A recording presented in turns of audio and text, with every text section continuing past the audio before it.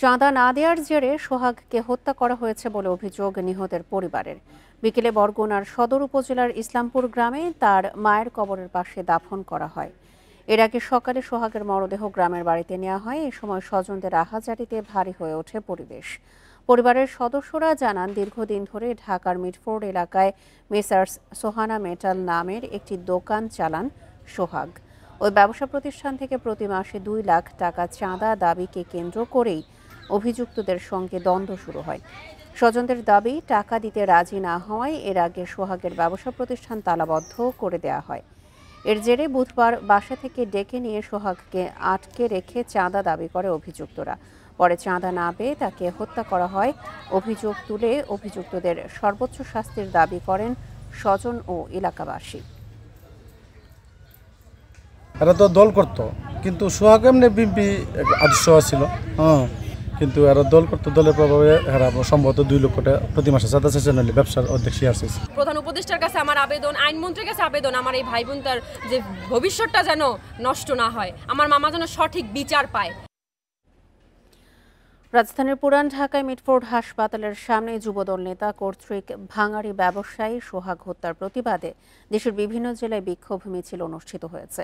সকালে রাজশাহী নগরের 0 পয়েন্ট থেকে একটি বিক্ষোভ মিছিল বের করে জাতীয় নাগরিক পার্টি। মিছিলটি শহরের বিভিন্ন সড়ক প্রদক্ষিণ শেষে সংক্ষিপ্ত সমাবেশে অনুষ্ঠিত হয়। এ সময় আন্দোলনকারীরা বিভিন্ন স্লোগান দেন। একই দাবিতে সিরাজগঞ্জ সরকারি কলেজ থেকে একটি বিক্ষোভ মিছিল বের হয়ে শহরের প্রধান সড়ক প্রদক্ষিণ করে বাজার স্টেশন পৌর মুক্ত মঞ্চে শেষ হয়।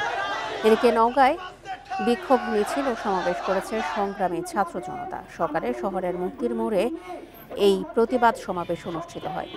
সকালে জামালপুর সরকারি আশেক মাহমুদ কলেজ থেকে সাধারণ শিক্ষার্থীর ব্যানারে বিক্ষোভ মিছিল ও সমাবেশের আয়োজন করে।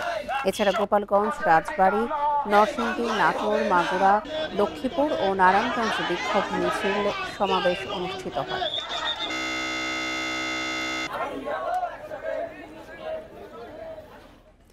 রাজধানীর মিটফোর্ড হাসপাতালের সামনে ভাঙাড়ি ব্যবসায়ী সোহাগকে নৃশংসভাবে হত্যার মামলা দ্রুত বিচার ট্রাইব্যুনালে স্থানান্তর হবে বলে জানিয়েছেন আইন উপদেষ্টা অধ্যাপক ডক্টর আসিফ নজরুল।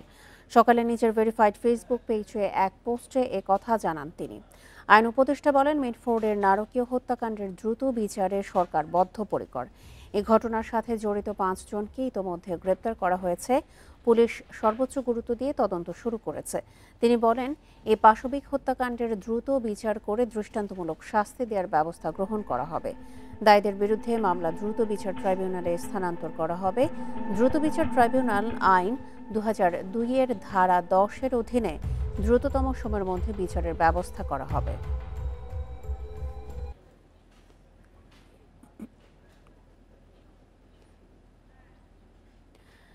কার্যক্রমে কিছুটা ধীরগতি থাকলেও আইন শৃঙ্খলা রক্ষায় বাহিনীগুলো নির্লিপ্ত নয় বলেছেন স্বরাষ্ট্র উপদেষ্টা জাহাঙ্গীর আলম চৌধুরী। আর গণ অভ্যুত্থানের পর পুলিশ বাহিনীর মনোবল এখনও দুর্বল, তাই তারা শতভাগ কাজ করতে পারছে না বলে স্বীকার করলেন আইজিপি। আইন শৃঙ্খলা বাহিনীর কাজে রাজনৈতিক দলের নেতাকর্মী ও জনগণের সহিষ্ণু আচরণের প্রত্যাশা তাদের।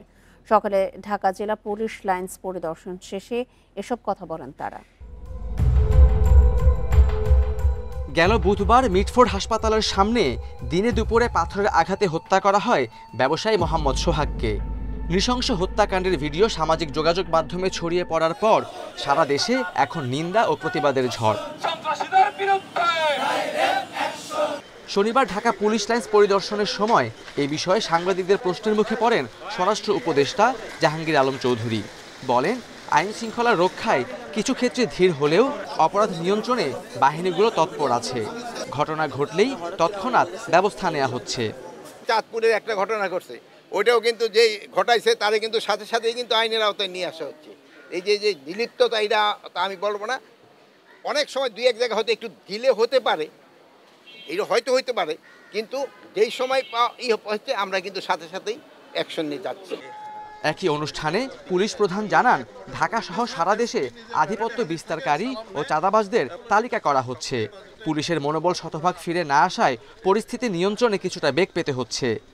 এইরকম একটা ট্রমাটিক এক্সপেরিয়েন্সের পরে এই আমার ফোর্সটাকে গুছাইয়া তাদেরকে 100% ইফেক্টিভ করা, এই জায়গাটায় কিন্তু আমি এখনো সন্তুষ্ট না। আপনারা যাই বলেন, I am still in the process. এদিকে নানা হামলা ও অপরাধমূলক কর্মকাণ্ডে জনমনে উদ্বেগ বেড়েছে। শুক্রবার খুলনায় যুবদলের এক বহিষ্কৃত নেতাকে গুলি করে হত্যা করে দুর্বৃত্তরা, আর চাঁদপুরে মসজিদের খতিবকে কুপিয়ে হত্যার চেষ্টা করেন এক মুসল্লি। Khaled Raihan, Independent News, Dhaka. সরকার মব জাস্টিস কোনোভাবেই বরদাস্ত করে না বলে মন্তব্য করেছেন পরিবেশ উপদেষ্টা সৈয়দা রিজওয়ানা হাসান।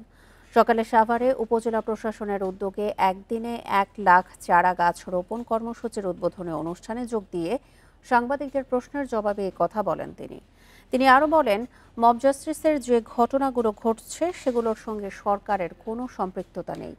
গত 3-4 মাসে যখনই মব জাস্টিসের খবর পাওয়া গেছে তখনই জড়িতদের গ্রেপ্তার করা হয়েছে বলেও উল্লেখ করেন পরিবেশ উপদেষ্টা। মব জাস্টিস সরকার কোনোভাবেই বরদাস্ত করে না।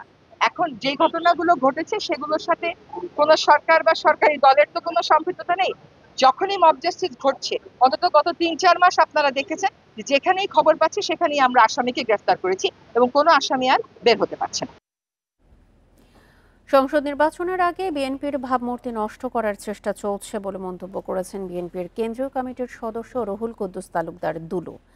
দুপুরে নাটোর জেলা পরিষদ অডিটোরিয়ামে শ্রমিক দলের আয়োজনে গণঅভ্যুত্থান ও শহীদদের স্মরণে সমাবেশে তিনি একথা বলেন। রুহুল কুদ্দুস তালুকদার দুলু বলেন, সম্প্রতি একটি রাজনৈতিক দল বিএনপির বিরুদ্ধে মিথ্যা অভিযোগ করছে। বিএনপিকে বিতর্কিত করার জন্য চাঁদাবাজ বানিয়ে ভাবমূর্তি নষ্টের পায়তারা চলছে। গত 15 বছর বিএনপির বিরুদ্ধে ষড়যন্ত্র হয়েছে বলে মন্তব্য করে তিনি আরও বলেন, বিএনপিতে কোনো চাঁদাবাজ বা সন্ত্রাসের জায়গা হবে না। বিএনপি সবসময় শান্ত রাজনীতি করে। বিএনপির ভাবমূর্তি নষ্ট করার জন্য যেভাবে 15টা বছর ষড়যন্ত্র করা হচ্ছে ঠিক একই কাদায় আগামী পার্লামেন্ট নির্বাচনের আগে বিএনপিকে বিতর্কিত করার চেষ্টা করা হচ্ছে। আগে বিচার ও সংস্কার, তারপর নির্বাচন, এই কথায় বিএনপি আর শুনতে চায় না বলে মন্তব্য করেছেন দলের স্থায়ী কমিটির সদস্য ডক্টর আব্দুল মঈন খান। সকালে রাজশাহীর ভুবনমোহন পার্কে মহানগর বিএনপি আয়োজিত নতুন সদস্য সংগ্রহ ও নবায়ন কর্মসূচিতে ফর্ম বিতরণ সভায় একথা বলেন তিনি। সংস্কার ও বিচার চলমান প্রক্রিয়া উল্লেখ করে মঈন খান বলেন, অন্তর্বর্তী সরকারের প্রধান দায়িত্ব গণতন্ত্র ফিরিয়ে আনা, সেই সঙ্গে যত দ্রুত সম্ভব নির্বাচনের মাধ্যমে জনগণের হাতে ক্ষমতা ফিরিয়ে দেয়া। বিএনপি ক্ষমতায় এলে গণতন্ত্র প্রতিষ্ঠার পাশাপাশি দেশকে সমৃদ্ধ করা হবে বলেও মন্তব্য করেন মঈন খান।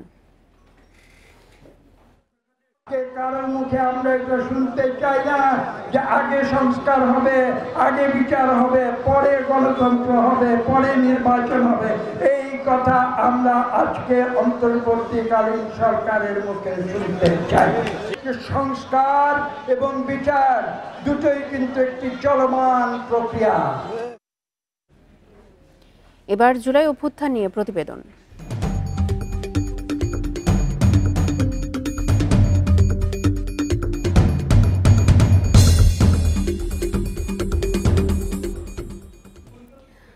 পরিবারের অসচ্ছলতা ঘোচাতে ঢাকায় চাকরি করতে আসা নেত্রকোনার রমজান সামিল হন জুলাই বিপ্লবে। এক পর্যায়ে প্রাণ হারান পুলিশের গুলিতে। জুলাই অভ্যুত্থানের বর্ষপূর্তিতে পরিবারের আশা, সন্তানের রক্ত যেন বৃথা না যায়। চান দ্রুত বিচার ও সরকারের সহযোগিতা।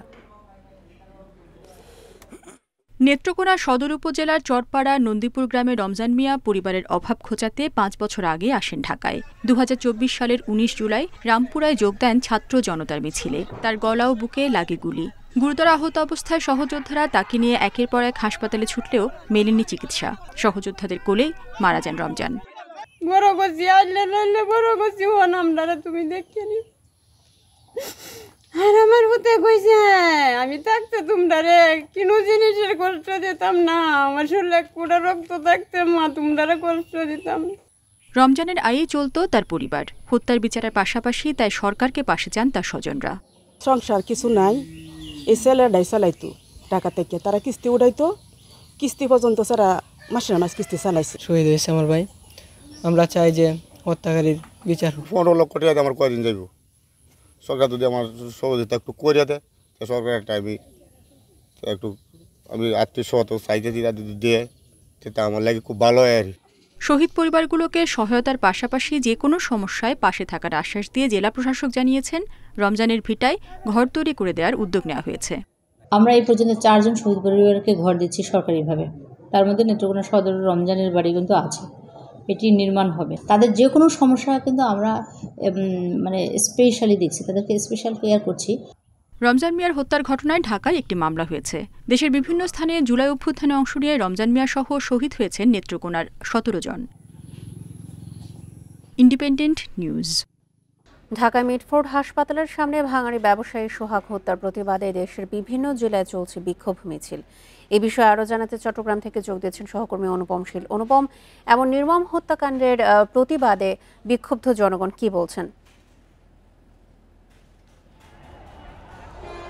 চট্টগ্রামে আমরা এখন পর্যন্ত যে খবরটা পেয়েছি যে 3টি আলাদা আলাদা জায়গায় বিক্ষোভ সমাবেশ বা মিছিল হচ্ছে। আমরা এখন আছি চট্টগ্রামের বিপ্লবী উদ্যানে। এখানে এনসিপি এবং বৈষম্য বিরোধী ছাত্র আন্দোলনের নেতাকর্মীরা তারা এখানে জড়ো হয়ে প্রতিবাদ সমাবেশ এবং বিক্ষোভ মিছিল করছেন।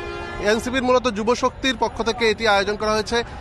এখন আসলে তারা সড়কের দিকে যাচ্ছেন, হয়তো সেখান থেকে তারা মিছিল করবেন। একটু আগেই তারা গণমাধ্যমের কর্মীদের সাথে কথা বলেছেন এবং সেখানে তারা বলেছেন যে যারা মূলত দেশের বিভিন্ন এলাকায় এই ধরনের দখলদারিত্ব, খুন, ধর্ষণের মতো অপকর্মের সাথে যুক্ত, তাদেরকে অতি দ্রুত আইনের আওতায় আনতে হবে। বিশেষ করে তারা বর্তমান অন্তর্বর্তীকালীন সরকারের কাছে আহ্বান জানিয়েছেন যে তাদেরকে যাতে অতি শীঘ্রই আইনের আওতায় নিয়ে আসা হয়।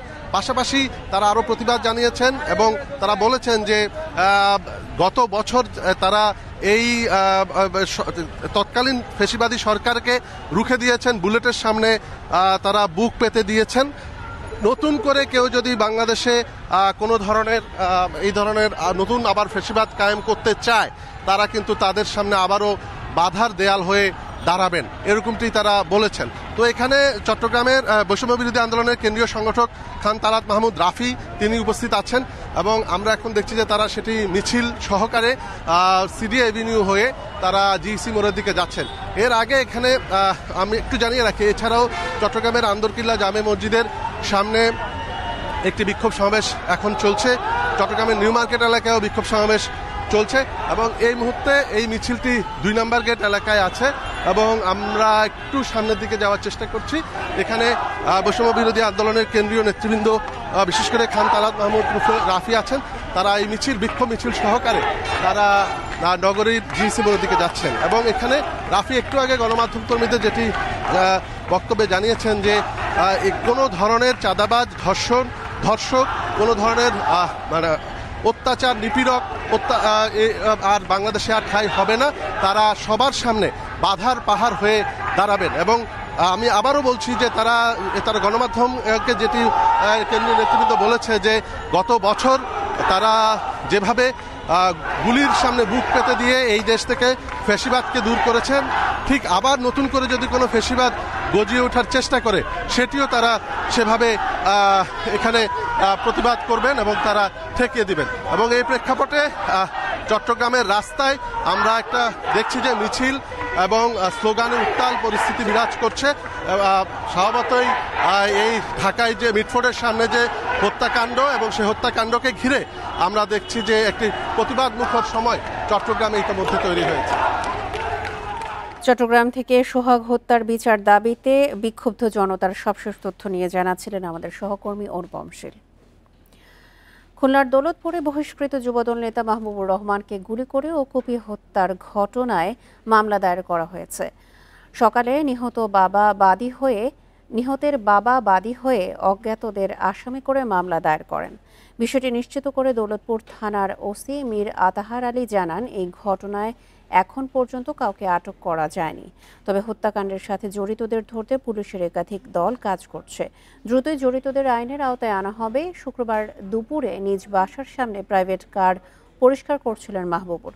এ সময় মোটরসাইকেলে আসা 3 ব্যক্তি তাকে লক্ষ্য করে গুলি করে এবং ধারালো অস্ত্র দিয়ে কুপিয়ে পালিয়ে যায়।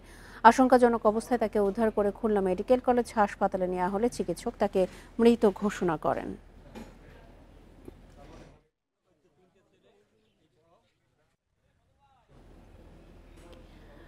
ঠাকুরগাঁওয়ের হরিপুর ও সুনামগঞ্জের দোয়ারা বাজার সীমান্তে বিএসএফের গুলিতে 2 বাংলাদেশি নিহত হয়েছেন। এসব ঘটনায় প্রতিবাদ জানানোর পাশাপাশি বিএসএফকে পতাকা বৈঠকের আহ্বান জানিয়েছে বিজিবি জানায়, গত রাতে সুনামগঞ্জের দোয়ারা বাজার সীমান্তের ভাঙাড় পাড় এলাকা দিয়ে কয়েকজন বাংলাদেশি ভারত থেকে গরু নিয়ে দেশে প্রবেশের সময় বিএসএফের টহল দলের মুখোমুখি হয়।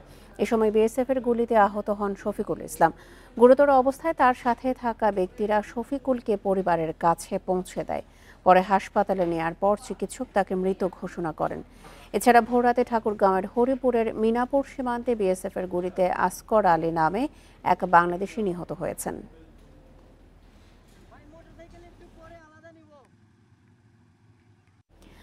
ফেনীর পরশুরাম ও ফুলগাজীর বন্যা পরিস্থিতির উন্নতি হলেও এখনও পানি রয়েছে ছাগলনাইয়া সদর ও দাগনভূঞা উপজেলার কিছু এলাকায়। এদিকে ফেনী থেকে বন্যার পানি নেমে নোয়াখালীর কয়েকটি এলাকা নতুন করে প্লাবিত হচ্ছে। ফেনীর ছাগলনাইয়া সদর ও দাগনভূঞার কিছু এলাকায় এখনও হাঁটু সমান পানি। অনেক এলাকায় খাদ্য ও নিরাপদ পানির সংকটে বানভাসী মানুষ, এর মধ্যে আশ্রয় কেন্দ্র ছেড়েছেন অনেকেই। দুর্গত এলাকায় উপজেলা প্রশাসনের সাথে সমন্বয় করে কাজ করছে স্বেচ্ছাসেবকরা। এদিকে বৃষ্টি না থাকায় নোয়াখালী জেলা শহরের জলাবদ্ধতা পরিস্থিতির উন্নতি হয়েছে, তবে বিভিন্ন উপজেলায় এখনও পানিবন্দী প্রায় 2 লাখ মানুষ। এছাড়া ফেনী থেকে নেমে আসা বন্যার পানিতে নতুন করে কয়েক উপজেলার বিভিন্ন অংশ প্লাবিত হচ্ছে। সাগরের রাস্তা নাই, ঘাট নাই, আমরা কেনে খাই, চুলা চাকরি বন্ধ। পানি কাছে উঠে গেছে, ঘরে থাকতে পারি না, রান্না বান্না করতে পারি না। ফেনীর মুহুরী, কহুয়া ও সিলোনিয়া নদীর বন্যা নিয়ন্ত্রণ বাঁধের কাজ ভালো হতে হবে বলে মন্তব্য করেছেন অন্তর্বর্তী সরকারের দুর্যোগ ব্যবস্থাপনা ও ত্রাণ মন্ত্রণালয়ের উপদেষ্টা ফারুকী আজম। সকালে ফেনীর ফুলগাজীতে আশ্রয় কেন্দ্র পরিদর্শনে এসে সাংবাদিকদের এসব কথা জানান তিনি। এ সময় তিনি বলেন, যাদের দিয়ে এই কাজটি করানো সম্ভব তাদেরকেই দেওয়া হবে। এটি কোনো ছোট প্রকল্প নয় উল্লেখ করে তিনি বলেন, এর জন্য কারিগরি দক্ষতা প্রয়োজন। ত্রাণ কার্যক্রমে কোনো ব্যত্যয় হচ্ছে কিনা বা সবাই যথাযথ ত্রাণ পাচ্ছেন কিনা সেসবের খোঁজ নেন তিনি। এছাড়া কিভাবে কাজ করলে ভুক্তভোগীরা উপকৃত হবেন সেসবের খোঁজও নেন তিনি। পরে ফুলগাজীর মুন্সিরহাটে আজমেরি বালিকা উচ্চ বিদ্যালয় আশ্রয় কেন্দ্র ও দক্ষিণ শ্রীপুর পূর্বপাড়া এলাকায় মুহুরী নদীর ভাঙন স্থান পরিদর্শন করেন দুর্যোগ উপদেষ্টা। নাম্বার 1 হইতে হবে, A ক্লাস হইতে হবে, কারণ বারবার এত বড় প্রজেক্ট নিয়ে কাজ করা যাবে না। একটা অভিজ্ঞতা তো আমাদের হয়েছে যে এইরকম বাঁধ এই ধরনের বন্যা পরিস্থিতি মোকাবেলা করতে পারবে না। এটা করতে হলে আরো শক্তিশালী বাঁধ এবং উদ্যোগ আয়োজন প্রয়োজন। ফেনীর বন্যায় শুধু ফসলের ক্ষতিই নয়, কেড়ে নিয়েছে কৃষকের স্বপ্ন। ফুলগাজীর মুন্সিরহাটের কৃষক রাসেল গরু হারিয়ে শোকে কাতর। এছাড়াও ঘেরের মাছ ও পোলট্রি খামারের ক্ষয়ক্ষতিতে দিশেহারা তার মতো আরও অনেকেই। ক্ষতিগ্রস্তদের তালিকা করে প্রণোদনা দেওয়া হবে বলে জানিয়েছেন জেলা প্রশাসক। ফেনীর ফুলগাজীর মুন্সিরহাট ইউনিয়নের কমুয়া গ্রামের কৃষক রাসেল সাধ্যের সবটুকু দিয়ে লালন করেছিলেন 2টি গরু। উদ্দেশ্য আগামী কোরবানির হাটে বিক্রি, কিন্তু প্রকৃতির নির্মম আঘাতে সে স্বপ্ন এখন অতীত। বানের পানিতে ভেসে যাওয়া গরু হারিয়ে দিশেহারা রাসেল। সত্যি আমার গরু বাসায় নিয়ে গেছে, তখন আমরা সবাই অনেকজন গেছে, গ্রামীয়লা যাই সবাই কাতর হয়ে গেছে, গরু আর ফিরে আনতে পারে নাই, গরু মারা গেছে। ঘরের মুখ আছে, মুখ বরাবর ভাঙছে। এখনো কোনো সরকারি কোনো লোক কোনো কর্মকর্তা আসে এখনো দেখো না। শুধু রাসেলই নয়, তার মতো আরো অনেক কৃষক, উদ্যোক্তা ও খামারির স্বপ্ন কেড়ে নিয়েছে বন্যা। একটা জায়গাতে 4টা-5টা রাখছি, তো ওই চাবাচাবি করে অনেকগুলো মুরগি নষ্ট হয়েছে। বাড়িতে পানি উঠছে, গরু ঘরেও পানি, আর থাকার ঘরেও পানি, বাচ্চা কাচ্চা নিয়ে বহুত কষ্ট হইতে আছে। ক্ষতি পুষিয়ে নিতে ক্ষতিগ্রস্তদের তালিকা করে সে অনুযায়ী প্রণোদনা দেওয়া হবে বলে জানিয়েছেন জেলা প্রশাসন। ক্ষতিগ্রস্ত খামারি রয়েছেন, তাদেরকে কিভাবে পুনর্বাসন করা যায় সে বিষয়টি আমরা দেখব এবং এই রকম আপনাদেরকেও আহ্বান করব, যারা এরকম ক্ষতিগ্রস্ত আছে তাদের যদি পূর্ণাঙ্গ ঠিকানা আমাদেরকে দেওয়া হয়, আমরা অবশ্যই জেলা প্রশাসনের পক্ষ থেকে, সরকারের পক্ষ থেকে তাদের পাশে দাঁড়াবো। এবারে বন্যায় 2000-এর বেশি পুকুর ও মাছের ঘের ভেসে গেছে। প্রাণী সম্পদে এখন পর্যন্ত প্রায় 65 লাখ টাকার ক্ষতি হয়েছে। Independent news. এ নিয়ে আরও জানাতে ফেনী থেকে যোগ দিচ্ছেন সহকর্মী সমীর উদ্দিন। সমীর, ফেনী এই বন্যা পরিস্থিতিতে অনেক গবাদি পশু এবং মাছের ঘের বিলুপ্ত হয়েছে, সেক্ষেত্রে ফসলি জমিরও ক্ষয়ক্ষতি হয়েছে। কী পরিমাণের ক্ষয়ক্ষতির আশঙ্কা করা হচ্ছে? আর জেলা প্রশাসক যে বলেছেন যে ক্ষতিগ্রস্তদের প্রণোদনা দেওয়ার কথা, তাদের জন্য কি তালিকা তৈরি করা হয়েছে?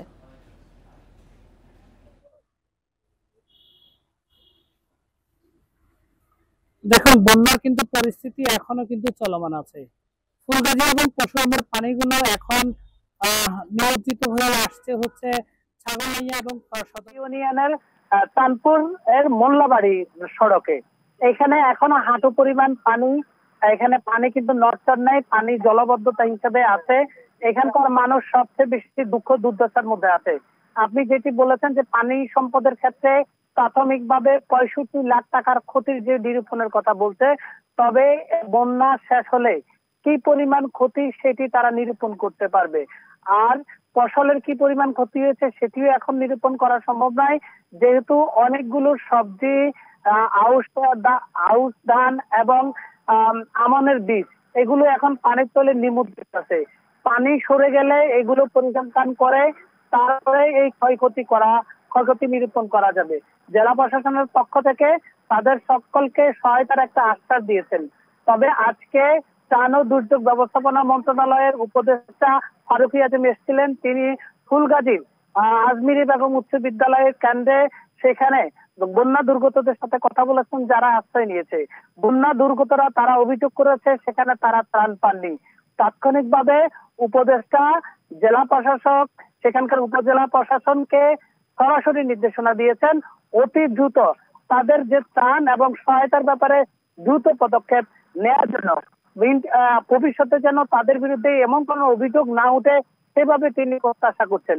তিনি বলেছেন এই ফুলগাজী পশুরামের মানুষকে বন্যা থেকে রক্ষা করার জন্য একটি বড় ধরনের প্রকল্প মন্ত্রণালয়ে পাঠানো হয়েছে, যেটির জন্য তিনি পরিদর্শনে এসেছেন, গুরুত্ব বুঝতেছেন এবং এইটি আসলে কাকে দিয়ে কাজ করলে এই বাঁধটি শক্ত হবে, মজবুত হবে, দুর্নীতি হবে না, সেটি নিয়ে তারা খতিয়ে দেখবেন।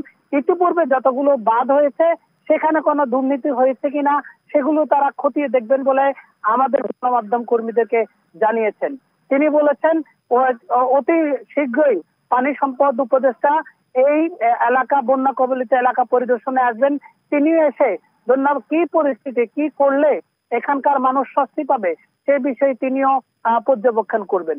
তবে এখনো পর্যন্ত জেলা প্রশাসনের পক্ষ থেকে বলা হচ্ছে পুরো ছাগলাইয়া এবং ফেনী সদর উপজেলা এবং দাগনভূঞার আংশিক যে এলাকাগুলোতে নতুন নতুন বন্যা কবলিত হচ্ছে সেই এলাকায় কোনো মানুষ ক্ষতিগ্রস্ত হচ্ছে কিনা বা তাদের কি প্রয়োজন সেটিকে আমরা আশা করছি অতি দ্রুতই এই সংকটের সমাধান হবে। আপনাকে অসংখ্য ধন্যবাদ। ফেনী থেকে জানাচ্ছিলেন সহকর্মী সমীর উদ্দিন। ফেনীতে স্থায়ী বন্যা নিয়ন্ত্রণ ব্যবস্থা ও ক্ষতিগ্রস্তদের পুনর্বাসনের রোডম্যাপ সহ 7 দফা দাবিতে মানববন্ধন করেন ঢাকাস্থ ফেনীবাসী। শনিবার সকালে রাজধানীর প্রেস ক্লাবের সামনে মানববন্ধনে অংশগ্রহণ করে বক্তারা তাদের বিভিন্ন দাবি তুলে ধরেন। বলেন, বন্যা নিয়ন্ত্রণে স্থায়ী ও কার্যকর ব্যবস্থা নিতে হবে যাতে উজানের পানি এসে ভাটি এলাকায় বন্যার কারণ না হয়। ফেনী এলাকার রক্ষা কবচ বল্লামুখা বাঁধ ও মুছাপুর ক্লোজার অবিলম্বে পুনর্নির্মাণের দাবিও তুলে ধরেন তারা। 2024 সালের বন্যার পর 1000 কোটি টাকার পুনর্বাসন প্রকল্প ঘোষণা করা হয়েছে। সেই টাকা কোথায় খরচ হয়েছে এবং কি কি পরিকল্পনা গ্রহণ করা হয়েছে তা জনসম্মুখে প্রকাশ করার জন্য অন্তর্বর্তী সরকারের প্রতি আহ্বান করেন তারা। সিলুয়া নদী সহ যে সমস্ত ভাঙ্গনগুলো হয়েছে প্রত্যেকটা ভাঙ্গনে শক্তিশালী বাঁধ নির্মাণ করতে হবে। গভর্নমেন্টের ভাবতে হবে, সেখানে সামরিক পরিকল্পনা নিতে হবে। আমাদের ভূ রাজনৈতিক এলাকা হিসেবে সেটাকে সুরক্ষার জন্য সেখানে সেনাবাহিনীর ক্যাম্প স্থাপন দরকার। বৃষ্টি কমায় ফেনী সহ বিভিন্ন জেলার প্লাবিত এলাকা থেকে পানি নামা শুরু করেছে। এসব এলাকায় ক্ষয়ক্ষতি নিরূপণের কাজ শুরু করছে কৃষি ও প্রাণী সম্পদ বিভাগ। কর্মকর্তারা জানান, ক্ষতিগ্রস্তদের তালিকা তৈরির কাজ চলছে। বরাদ্দ পেলেই ক্ষতিগ্রস্তদের সহায়তা পৌঁছে দেওয়া হবে। ফেনীর ফুলগাজী ও পরশুরামে বন্যা পরিস্থিতির উন্নতি হলেও ছাগলনাইয়া সদর ও দাগনভূঞা উপজেলার কিছু অংশ তলিয়ে আছে। দুর্গত এলাকায় পানি নামার সাথে স্পষ্ট হচ্ছে ক্ষয়ক্ষতি। জেলার ১,৬৫০ হেক্টর জমির আউশ, আমন, শাকসবজি, মরিচসহ বিভিন্ন ফসল নষ্ট হয়েছে। ভেসে গেছে ২,০০০-এর বেশি পুকুর ও মাছের ঘের। এর আগের বন্যা আমার ৬-৭ কানি জমিনের ধান লাগাইয়া ধান সব তো হয়ে গেছে, নষ্ট হয়ে গেছে। কিন্তু সরকার থ্রুতে বা কোনো থ্রুতে আমরা ১ টাকা জিনিসও পাই নাই। মৌসুমের দ্বিতীয় দফা বন্যায় কুমিল্লার গোমতীর চর সহ বিভিন্ন নিচু এলাকায় জলাবদ্ধতায় ১৩,০০০ হেক্টরের বেশি জমির ফসল ক্ষতিগ্রস্ত হয়েছে। সরকার দুর্যোগকালীন সহায়তা দিলে তালিকা অনুযায়ী কৃষকদের বরাদ্দ পৌঁছে দেওয়া হবে, জানালো কৃষি বিভাগ। পানি আইয়া চাংপল পড়িয়ে গেছে, সব করলাগুলা সব ফচ্চা গেছে। গত বছর বন্যার কারণে প্রায় ১৫ লাখ টাকার উপরে ঋণ নেওয়া, কিন্তু এই মুহূর্তে সেই যে সর্বশান্ত হয়েছি, এখন তার দাঁড়ানোর কোনো সুযোগ নাই। সরকারের ইচ্ছা এবারও আমরা আছে, আমাদের প্রণোদনায় কিন্তু সবজি চাষিদের জন্য প্রণোদনা আছে, সবজি বীজ সহ নানা ধরনের উপকরণ, তো সেগুলোর মাধ্যমে হয়তো কৃষকরা আবার ইনশাআল্লাহ ফিরে আসবে। নোয়াখালীতে টানা বৃষ্টি ও জলাবদ্ধতায় ৭,৮০০ হেক্টর জমির ফসল ক্ষতিগ্রস্ত হয়েছে। আর লক্ষ্মীপুরে ৪০০ হেক্টরের বেশি বীজতলা ও ২০০ হেক্টর জমির শাকসবজি নষ্ট হয়েছে। এছাড়া ভেসে গেছে ৩০০-এর বেশি পুকুর ও ঘেরের মাছ। ভেন্ডি, কাঁচামরিচ, টমেটো, কহি অনেক কিছু লাগাইছি, কিন্তু সব আমার মনে করেন এই পানিতে উঠে আমার সব কিছু নষ্ট হয়ে গেছে। 5 ঘন্টা জমি মনে করেন কি করে বাঁচি, মনে করেন ডুবি গেছে। খাগড়াছড়ির কবাখালী ও মেরুং ইউনিয়নেও বৃষ্টি ও পাহাড়ি ঢলে আউশ ও গ্রীষ্মকালীন ফসলের ক্ষতি হয়েছে। রেশমি নন্দী, ইন্ডিপেন্ডেন্ট নিউজ। সামান্য বৃষ্টিতেই হাঁটু পানিতে তলিয়ে যাচ্ছে বরিশাল নগরী। এতে টানা জলাবদ্ধতায় চরম দুর্ভোগ পোহাতে হয় নগরবাসীকে। ড্রেনেজ ব্যবস্থা খারাপ থাকায় এমন পরিস্থিতি বলছেন তারা।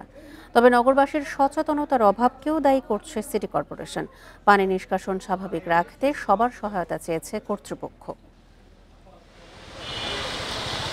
বরিশালে ১৫৯ মিলিমিটার বৃষ্টিপাত রেকর্ড করা হয় ৯ জুলাই। এর ফলে ৬৮ বর্গ কিলোমিটার নগরীর প্রায় সব রাস্তা তলিয়ে যায়, সৃষ্টি হয় জলাবদ্ধতা।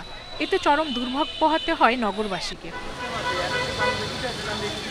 ভারী বৃষ্টি হলেই এভাবে পানি জমে যায়। এ সমস্যার স্থায়ী সমাধানের দাবি স্থানীয়দের।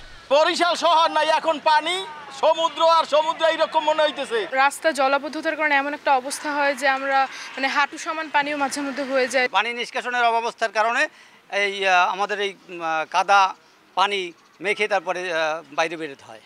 পানি উন্নয়ন বোর্ড বলছে কীর্তনখোলা নদীর পানি বিপদসীমার নিচে, কিন্তু ড্রেনেজ ব্যবস্থা ভালো না হওয়ায় বৃষ্টির পানি জমে যাচ্ছে। ড্রেনেজ সিস্টেমের ত্রুটি বা ড্রেনগুলো যে করা হয়, এগুলো যে লম্বালম্বি যে একটা ঢাল থাকে, এই ঢালটা ঠিকমতো ওভারঅল ড্রেনটা পরিকল্পিত ড্রেন যদি হয় সিটির জন্য, তাহলে আশা করি এই পানিটা সহজেই নদীতে পৌঁছে দেওয়া যায়। ময়লা আবর্জনায় ভরাট হওয়া নালাগুলো পরিষ্কার করা হয় না অনেক দিন। বিষয়টা স্বীকার করে সমাধানের আশ্বাস সিটি কর্পোরেশনের। আমাদের ড্রেনগুলো আগে পরিষ্কার হয়নি কখনো।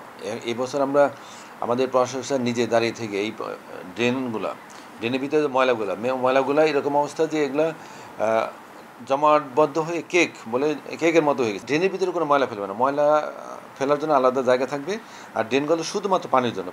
বরিশাল নগরীতে বর্তমানে ১৮০ কিলোমিটার ড্রেন রয়েছে, নতুন করে কাজ চলছে আরও ৫০ কিলোমিটারের।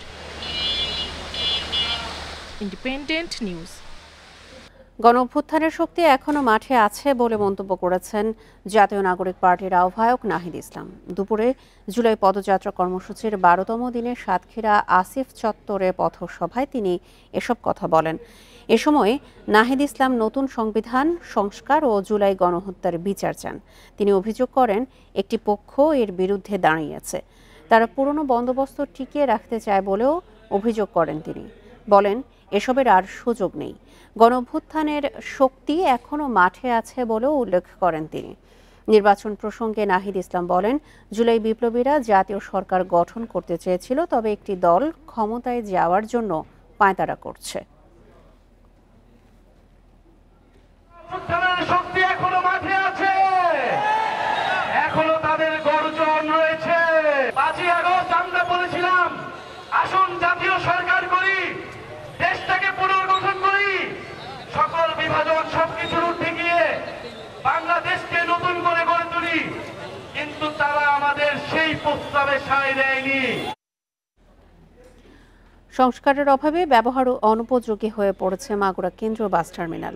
ড্রেন ভরাট হওয়ায় সামান্য বৃষ্টিতেই তৈরি হয় জলাবদ্ধতা, এতে ভোগান্তি বেড়েছে টার্মিনাল ব্যবহারকারীদের।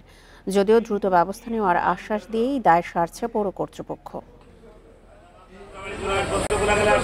সামান্য বৃষ্টিতেই জলাবদ্ধ হয়ে পড়ে মাগুরা কেন্দ্রীয় বাস টার্মিনাল। পানি নিষ্কাশনের ব্যবস্থা না থাকায় দীর্ঘদিন ধরেই এই অবস্থা। এছাড়াও টার্মিনাল জুড়ে বড় গর্ত তৈরি হওয়ায় প্রায় দুর্ঘটনার কবলে পড়ে অটোরিকশা, ইজি বাইক সহ বিভিন্ন যানবাহন। কাদা মাজা বাজে থাকলে তো এই টার্মিনালই কানা হয়ে যাবে, টার্মিনালে লোক আসবে না। আমরা এরকম ভাবে থালি তো এর আসা চলবে না। মোটরের সমস্যা হয়, ব্যাটারির সমস্যা হয়, আর কন্ট্রোল বক্স আছে তার সমস্যা হয়, গাড়ির টায়ার টিউব সমস্যা হয়। কাউন্টার মালিকরা বলছেন, পৌর কর্তৃপক্ষকে নিয়মিত কর দেওয়া হলেও তাদের উদাসীনতার কারণেই এই অবস্থা তৈরি হয়েছে।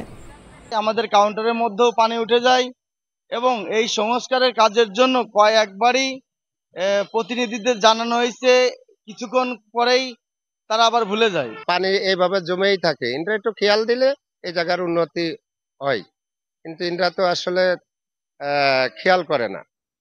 টার্মিনাল সংস্কারে প্রকল্পের মাধ্যমে কাজ শুরুর আশ্বাস পৌর কর্তৃপক্ষের। আমাদের একটা প্রকল্প আছে RUTDP, এই প্রকল্পের আওতায় আমরা বাস টার্মিনালের এই এলাকা ভবন সংস্কার, মেরামত ও সংস্কারের জন্য প্রস্তাব দিয়েছি। ওই প্রকল্প ইনশাল্লাহ শুরু হলে আমরা বাস্তবায়ন করব। 2001 সালে 3 একর জমিতে গড়ে ওঠে মাগুরা কেন্দ্রীয় বাস টার্মিনাল। দক্ষিণাঞ্চলের 16 জেলার বাস চলাচল করে এই টার্মিনাল থেকে। Independent news. জলবায়ু পরিবর্তনের বিরূপ প্রভাব মোকাবেলায় বৃক্ষরোপণের বিকল্প নেই। এই বাস্তবতায় গাছ লাগান, পরিবেশ বাঁচান এই প্রতিপাদ্যকে সামনে রেখে দেশের সবচেয়ে বড় ও দৃষ্টিনন্দন ছাদ বাগান গড়ে তুলেছেন নাটোর জেলা প্রশাসক, যার স্বীকৃতিস্বরূপ 2025 সালে জাতীয় পর্যায়ে প্রথম স্থান অধিকার করে পুরস্কৃত হয়েছেন তিনি। নাটোর জেলা প্রশাসকের কার্যালয়ের ছাদ, যার আয়তন প্রায় 21,000 বর্গফুট। একসময় যেখানে ছিল শুধুই কংক্রিট, এখন সেখানে শোভা পাচ্ছে সবুজের সমারোহ। এই বাগানে ফলদ, বনজ, ঔষধি সহ 80 প্রজাতির 450 বৃক্ষ রয়েছে। এমন বিলুপ্ত প্রায় অনেক গাছ দিয়ে তৈরি করা হয়েছে বিশেষ কর্নার। পরিবেশ বান্ধব এই বাগানে ভিড় করছেন দর্শনার্থীরা। অনেকে উদ্বুদ্ধ হচ্ছেন ছাদ বাগান করতে। এইখানে হচ্ছে বিভিন্ন প্রজাতির গাছ আছে, ফুলের গাছ, ফলের গাছ এবং কি ঔষধি গাছ। আমার মনে হয় যে নাটোরে যে সমস্ত ছাদ আছে তারা যদি এইভাবে ছাদ বাগান করেন, তাহলে একদিকে যেমন ফলজ বৃক্ষ লাগালে আমাদের ভিটামিনের চাহিদা পূরণ হবে, আমাদের ক্ষুধা নিবৃত্ত হবে। এই বাগানের পেছনের উদ্দেশ্য ছিল পরিবেশ রক্ষা, অক্সিজেন উৎপাদন এবং মানুষের মাঝে আগ্রহ বৃদ্ধি। 2025 সালে জাতীয় পর্যায়ে প্রথম স্থান অধিকার নাটোরবাসীর জন্য গর্বের বলছেন জেলা প্রশাসক। একটা অক্সিজেন ফ্যাক্টরি তৈরি হয়েছে এই ছাদ বাগানের মাধ্যমে এবং একটা পরিবেশ বান্ধব একটা সিচুয়েশন তৈরি হয়েছে এখানে। যারাই আসবেন, এখানে যে সেবা প্রার্থীরা আসবেন বা যারা এই অফিসে কর্মরত আছেন, সবাই এখানে এসে একটা সুন্দর পরিবেশ এখানে পাবে। জেলা প্রশাসকের এই উদ্যোগকে প্রশংসনীয় বলছেন বিশিষ্টজনরা। সরকারি অন্য অফিসে এমন উদ্যোগ নেওয়ার আহ্বান তাদের। জেলা প্রশাসকের ছাদ বাগানটি জাতীয় পুরস্কার প্রাপ্ত হয়েছে, যা শুধু জেলা প্রশাসকের সুনাম বাড়ায়নি, বরং নাটোরবাসীরও সুনাম বাড়িয়েছে। জলবায়ু পরিবর্তনের প্রভাব মোকাবেলায় এই ছাদ বাগান অনন্য উদ্যোগ, যা একদিকে পরিবেশ রক্ষার বার্তা দিচ্ছে, অন্যদিকে সাধারণ মানুষকে বৃক্ষরোপণে উদ্বুদ্ধ করবে। এ ছিল সমগ্র বাংলাদেশে। ধন্যবাদ সবাইকে।